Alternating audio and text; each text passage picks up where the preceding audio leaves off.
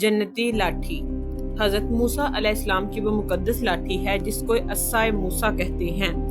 اس کے ذریعے آپ کے بہت سے ان معجزات کا ظہور ہوا جن کو قرآن مجید نے مختلف عنوانوں کے ساتھ ساتھ بار بار بیان فرمایا ہے۔ اس مقدس لاٹھی کی تاریخ بہت قدیم ہے جو اپنے دامن میں سینکڑوں ان تاریخی واقعات کو سمیٹے ہوئی ہے، جن میں عبرتوں اور نصیحتوں کے ہزاروں نشانات ستاروں کی طرح جگمگا رہے ہیں،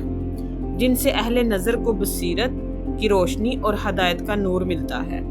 یہ لاٹھی حضرت موسیٰ علیہ السلام کے قد برابر 10 ہاتھ لمبی تھی اور اس کے سر پر 2 شاخیں تھیں جو رات میں مشال کی طرح روشن ہو جایا کرتی تھی۔ یہ جنت کے درخت پیلوں کی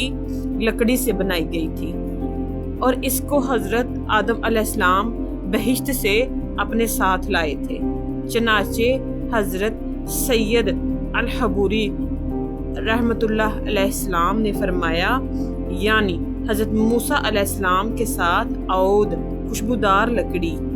حضرت موسیٰ علیہ السلام کا عصا جو عزت والی پیلوں کی لکڑی کا تھا،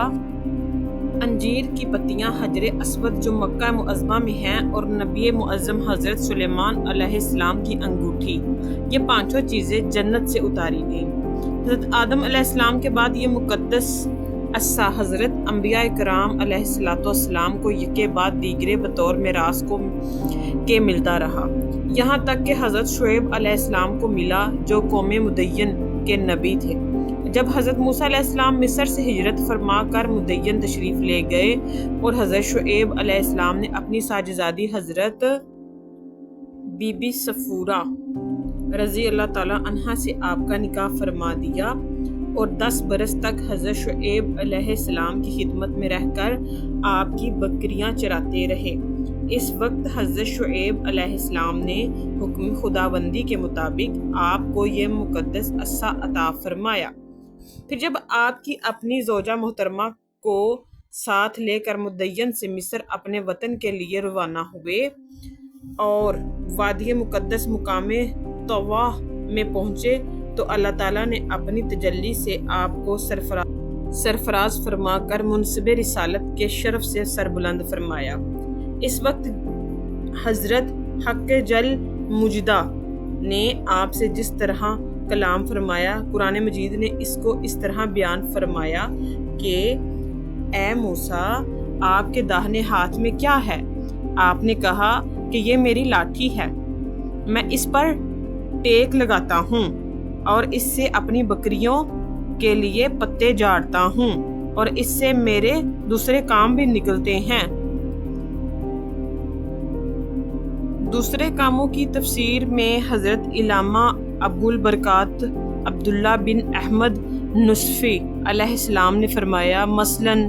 اس کو ہاتھ میں لے کر اس کے سہارے چلنا، اس سے بات چیت کر کے دل بہلانا، دل میں اس کا درخت بن کر آپ پر سایہ کرنا، رات میں اس کی دونوں شاخوں کا روشن ہو کر آپ کو روشنی دینا، اس سے دشمنوں، درندوں، سانپوں، بچھوؤں کو مارنا، کنویں سے پانی بھرنے کے وقت اس کا رسی بن جانا اور اس کی دونوں شاخوں کا ڈول بن جانا، وقت ضرورت اس کا درخت بن کر حسب خواہش پھل دینا،